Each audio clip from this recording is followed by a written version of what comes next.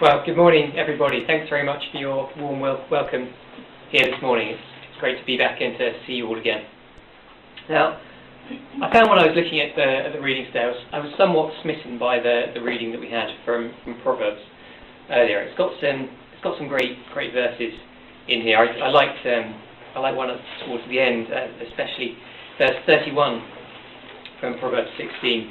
Grey hair is a crown of splendour. It is attained by a righteous life, and as such, I'm always in awe of you all when I come and visit here at Chelmsford. Have some too. It's starting to come, actually. Don't worry. I'll be there soon, God willing. But there's lots more in here as well. Lots of ideas, lots of concepts that come through, and I find when I'm looking at Proverbs, I'm always slightly unsure how much we're really supposed to read into it, how much you can really hang a peg on any given verse from Proverbs, because I think for the most part, many of the Proverbs they're written quite deliberately, not to be an all-purposeful statement that you can use in any situation. They're only written to be true from one particular angle, which is the point which the author was trying to bring out at the time, and when we're reading them, we need to try and understand what the author was trying to say, trying to pick out that point that he was making, rather than taking it as a generic statement that can be applied across the board. For example, verse 31: "He who winks with his eyes, plotting perversity. He who purses his lips is bent on evil." And I don't think you could say that was absolutely universally true in all circumstances. But there must be a point there that the author was trying to make for us, or a generalisation perhaps. So first and foremost, it's poetry. It's not a theological textbook that we have in Proverbs, but nonetheless, there's lots there that we can take, that we can learn from it. And this chapter, it tells you how to be successful. All those self-help books you've got at home, you can send them back to Amazon, because it says in here how to be successful in your life. It tells you how God works in your life in this chapter, and it tells you a bit about how God judges you as well. All these things that we can bring out from it. So I want to pick out just a few of the verses and discuss those this morning. And let's start at the beginning. Let's start with verse 1 from Proverbs 16. "To man belong the plans of the heart, but from the Lord comes the reply of the tongue." I'm not sure what you make of that. I can certainly relate to the first part. It's certainly true that the plans that I have within my heart are generally my own plans. They're the plans of man, often to my shame, I guess. But what about the second half? "From the Lord comes the reply of the tongue." I don't think I can say that's true of most of the replies, most of the answers that I give, that they come from the Lord. And certainly some of the answers that I hear given to me, I wouldn't say they're from the Lord either. So what's that about? I've struggled a bit with this one, but I think it sort of fits in with some of the other verses around it. So I'm just going to read the next few verses as well. "All a man's ways seem innocent to him, but motives are weighed by the Lord. Commit to the Lord whatever you do, and your plans will succeed." And that's that success that we can have. In verse 4, "The Lord works out everything to his own ends, even the wicked for a day of disaster." So what's this reply of the tongue which comes from the Lord? How does it fit in there? Well, I did a bit of digging and looking at the words and things to try and understand it better. And I always find that, I sort of do this with caution, because I don't know the first thing about Hebrew. All I can really do is compare one word with another and see where it comes through. But it seems very, very strange in this case, because that verse 4, "The Lord works out everything for his own ends," that uses exactly the same Hebrew word as this reply that comes from the Lord in verse 1. So man has the plans of the heart, the reply comes from the Lord, and in verse 4, "The Lord works out everything," or the Lord works out the reply for his own ends. And it baffles me that could be the same thing, that everything for his own ends is the same thing as a reply, because it's a different idea, isn't it, in English? And thank goodness that we have these very learned translators who can translate it into English and explain it to us in plain English. But as far as I can make out, that the words that we are reading there in verse 4, it's some kind of an idiom in Hebrew, and if it was a literal translation of the Hebrew, it would say something like, "The Lord has made the answer." That "for his own end" is the answer. The Lord has made the answer, even the wicked for a day of disaster. But it's translated in a more better understand what the Hebrew is meant to convey, which is the Lord worked out everything for his own ends.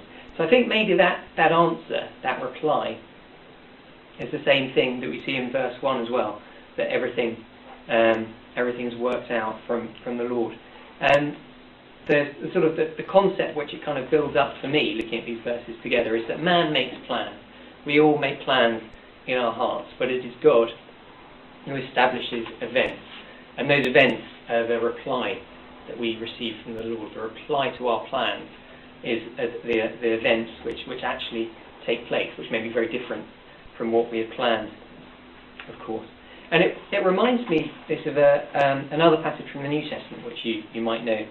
You don't need to turn to it necessarily, but it's a verse from Romans 8, verse 28.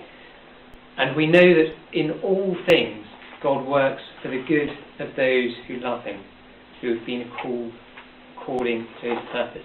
And you might know that verse from Romans. You might know it as a hymn, because we often sing it in number 118 from Praise the Lord. "We are more than conquerors. In all things God works together for our good." And that's a verse which I've often struggled with a little bit, because it's such a fantastic promise which Paul makes there. But it's sort of one which I find hard to really fully accept and believe in a way. In all things, what does Paul mean by that? That in all things God works for our good. Does that mean every gust of wind, every passing insect is something which is working together for our good? I don't think it can be taken that literally, that it's all things. But if it's not everything in that sense, then where do you draw the line? What is it that God is working for our good in, and what is just random events, random chance happening around us? And also Paul says, and we know that, as if it's common knowledge to everyone that he's writing to. We know that God works in all things to our good. And most of the time in Romans and in the rest of his writings as well, Paul is very thorough with his Old Testament sources. He gives us lots of references to go back to and say, and this is how we know. This is how you knew it already, even before I wrote it, but I'm just putting it together for you to help you understand. But here he doesn't offer an explanation of where that comes from. But I think perhaps Proverbs 16 could have been one of the passages that Paul was thinking of when he wrote that things work together for our good. And maybe this helps me understand at least a little bit more what he meant. Because I think what I can take from these verses is that God engineers events around us to amend or to correct or to just slightly change and adjust the plans that we've made previously, so that they are aligned in accordance with his will, with God's own end. It's our prerogative as people to plan. That's what we do. That's what our minds are designed for. We look ahead, we hope, we believe, and we make plans, and we try and construct our lives around that, and try and make things happen around that. And that's something which is great for us to do. But it's God who determines our steps. We should commit our plans to God, as it says in verse 3. Commit to the Lord whatever you do, that your plans may succeed. And if we do that, then even if our plans aren't quite what God had in mind, or even if they're perhaps completely different to what God had in mind, then God will engineer events around us. He will give us the reply. He will work things out to his own ends, so that our plans might become aligned with his. Even if it's different to what we originally envisaged, they will be successful, because they will be the events which God wanted to work out through us. There's another verse then in Proverbs 16 which really caught my attention. There's verse 11. Honest scales and balances are from the Lord. All weights in the bag are of his making. And I think this is where we can really get some exhortation this morning. Honest scales and balances are from the Lord. All the weights in the bag are of his making. And there's a bit of a theme in the Bible around weights and measures and different ideas around that. And this thing to do with scales and balances, it might ring a bell to you, but often this issue of scales and balances, it's quoted a different way. Often it says something more along the lines of the Lord abhors, or the Lord detests dishonest scales. That's a thing which comes out, you can pick out in quite a few places in Proverbs and earlier and later in the Old Testament as well. So start by thinking about that, and then we can turn it around to thinking about these honest scales and balances and what they are. So first of all, the dishonest scales that we hear about in the law of Moses and things. Well, the problem there was that the merchants of the day were keeping two sets of weights in their bags. They would have a heavy shekel and a light shekel, and if they were buying some grain or something, then they would use the heavy shekel, because that would mean they would get lots of grain for this heavy weight. But if they were selling it on, then they would use their light shekel, and then they would sell slightly less, but for the same money. And it was obviously a crime. It was a criminal thing to do, to rip people off in that way. And obviously God made a law against it, and obviously God would detest it if people were being dishonest in that sense and trying to have an unjust gain and not being fair with their fellow Israelites, their fellow men. So that's all well and good and easy to understand. Is it still relevant to us today? And I'm pretty confident if I go to Tesco and I buy a bag of flour and it says it's going to be a kilogram, I can take it home and weigh it, and it will be pretty much exactly a kilogram that I've got. It's not something which I worry about in our society. It's something which I think we've got down pretty well. And I was thinking about this. Are there any circumstances where you're not quite sure if what you're buying really is what it says on the tin that you're buying? Are there any circumstances where we still do get shortchanged on weights and measurements and things when we're shopping? The only example I could think of was clothes, actually. I don't know if you've ever actually measured your clothes. I did it last week just to check that I wasn't imagining it, but it was true. But clothes sizes are there's definitely quite a bit of inflation with clothes sizes. And if you buy trousers, if you're a man, and you buy trousers in a 32-inch waist or a 30-inch waist or whatever it is, if you take them home and measure them, I'm pretty sure you'll find that the waist is a good couple of inches more than it says. So there's sort of an element of the same thing which carries through to our society today. And it's not that you're getting less trouser than you paid for. Actually, you're getting a bit more trouser than you paid for, aren't you? But it's a bit of a trick they're playing on you, because they're making you, when you go and try on these trousers in the shop, think, oh yes, I'm still the same slim young man that I was when I was 18 and I was buying 30-inch trousers.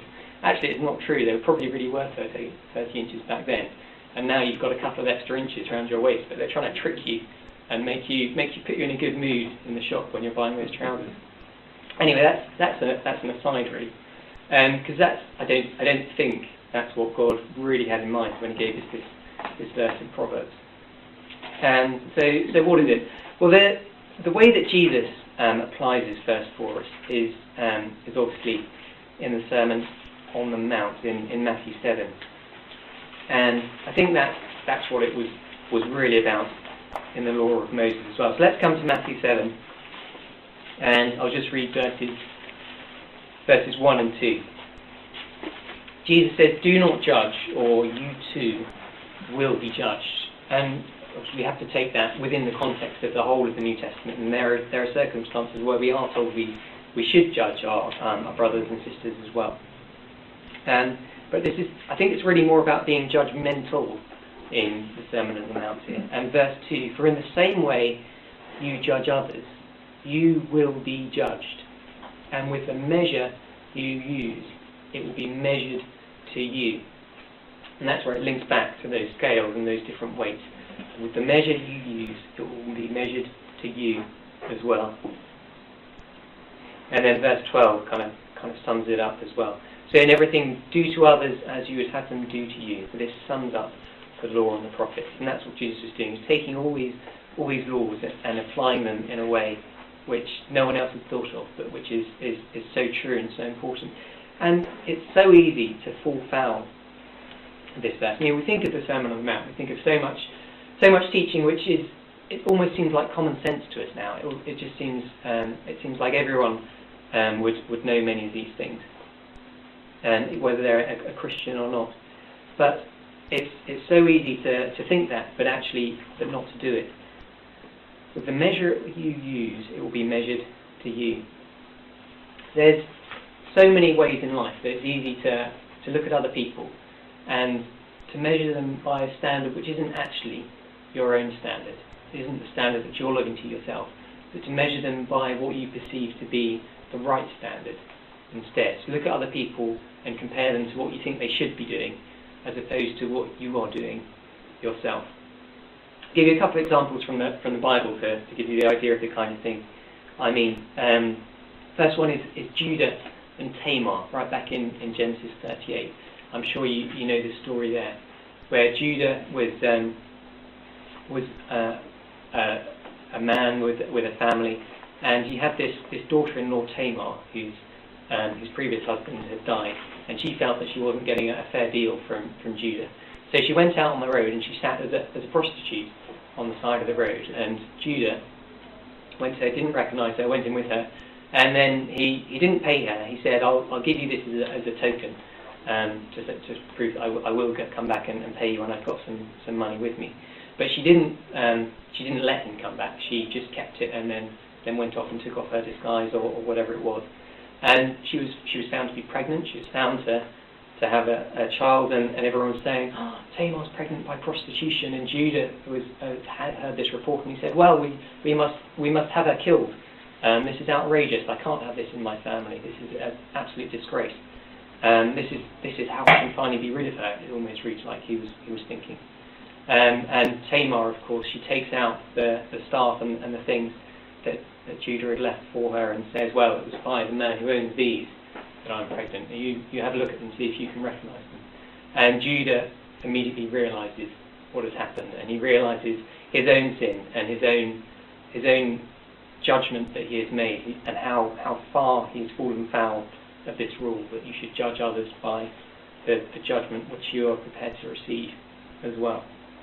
Another example is David, of course, in the incident with Bathsheba, and when the prophet Nathan comes to him and he spins him a yarn about a man with some sheep and a rich man who came, and David says to him, it's awful what that man has done. He should have the full force of the law thrown at him for stealing that poor man's sheep. And then Nathan says, no, it's you I'm talking about, can't you see? And suddenly David realises how he has judged someone else in a way where he is so far foul of that own rule himself. And it's easy to do that ourselves. It's easy to make snap judgments, to jump to the wrong conclusions based on inadequate information, or just not to see things in proper context, not to step back and realise what's happening and how we ourselves would behave in the situation that we see others in. It's very easy to judge others against some sort of lofty righteous standard that we perceive, when we're also at the same time trying to mask from them just how far we know that we are ourselves falling short of that standard. And I don't think Jesus is ever more fiery in the Gospels when we read about him than when he's dealing with this kind of hypocrisy, when he's talking to the scribes and the Pharisees, or whoever it is who's being a hypocrite in that way. And that kind of just underlines for us how important it is that we should be just with our weights and measures, that we should judge others in a way which is a way which we would find acceptable if they were also judging us. So going back to that verse in Proverbs then, Proverbs 16 verse 11, honest scales and balances are from the Lord.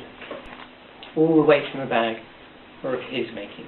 So how do we kind of go from that dishonest scales and balances thing to this new concept of honest scales and balances? What are they? What are these weights in God's bag that he has made? What is that about? What is it which God ascribes this weight to? Well, I'll come to Isaiah and chapter 40. I'm just going to pick out a few verses from here. We've got the same sorts of ideas of weights and measures come up, but in the context of God talking about them and what he considers a weight and a measure. So Isaiah chapter 40 and verse 10. See, the sovereign Lord comes with power, and his arm rules for him. See, his reward is with him, and his recompense accompanies him.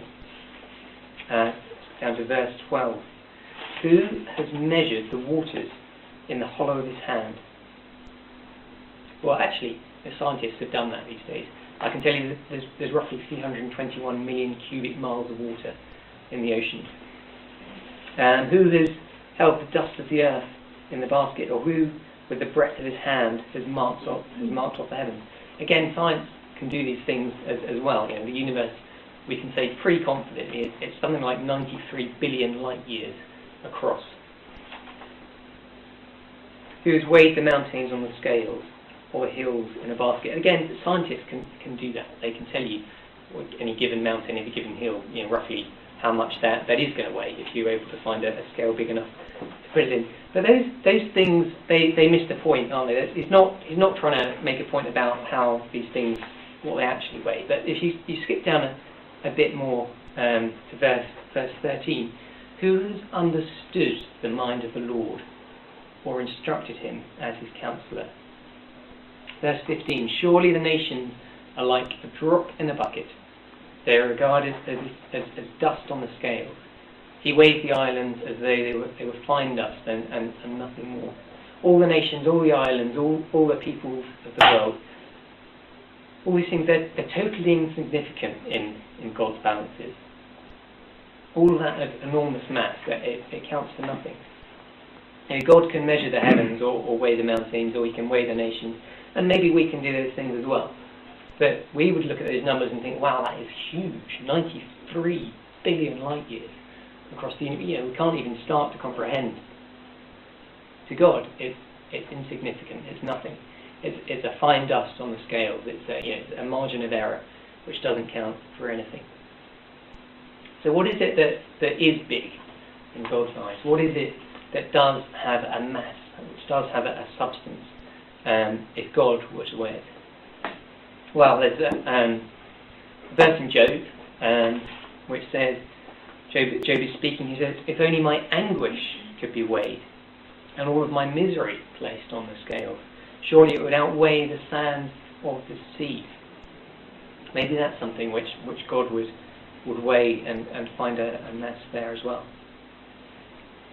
And we had in Proverbs, in verse 2, that we read earlier, 16 verse 2, all of a man's ways seem innocent to him, but motives are weighed by the Lord. So God is interested in motives. A motive can have a mass on God's scales, where all of the nations, all of the islands would have none. So in the AD, I think it says, the Lord weigheth the spirits. So what are these motives? What are these spirits which God weighs? What are these things which finally do have some substance on the scales, which God would use? Well, actually, there's some other verses in Proverbs which prick out those same words, which will tell us. So, verse 18, pride goes before destruction, a haughty spirit before a fall. So a haughty spirit is one of these things which has a mass.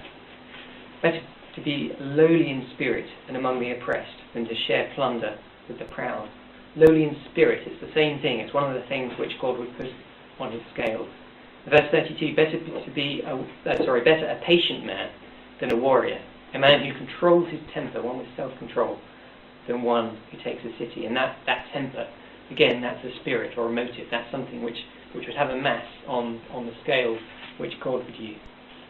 So grief, humility, self-control, all these things have more substance, more worth to God than all of the nations, all of the islands, all of the sand on the seashore. It's completely turning physics on its head. It's a totally different frame of reference, a different perspective on the world. God isn't interested in all of those enormous and beautiful and incredible things. He's interested in the spirits, in the lowliness, in the humility, in the self-control. And Isaiah 40, if you still got it open, I think it's sort of making the point that in all of these amazing sizes and measurements, that God himself cannot be compared to anything else in all of creation. God himself, he has to be his own frame of reference. There's nothing else which you can put next to God and compare him to or measure him against. Verse 18 from Isaiah 40, to whom then will you compare God? What image will you compare him to? And certainly not a graven idol like it goes on to discuss. And then in verse 21, do you not know? Have you not heard? Has it not been told you from the beginning? Have you not understood since the earth was founded? He sits enthroned above the circle of the earth, and its people are like grasshoppers. He stretches out the heavens like a canopy and spreads them out like a tent to live in. God is above all these other things. He is a frame of reference in himself. He is totally different to any physical concept that we could envisage. And then if you turn back a few pages to Isaiah 28, and you see that this is the frame of reference which God then seeks to apply to us as well. Isaiah 28 and verse 16. So this is what the Sovereign Lord says. See, I lay in Zion a tested stone, a precious cornerstone for a sure foundation. We know, of course, this is Jesus, which this metaphor is about. The one who trusts in him will never be dismayed.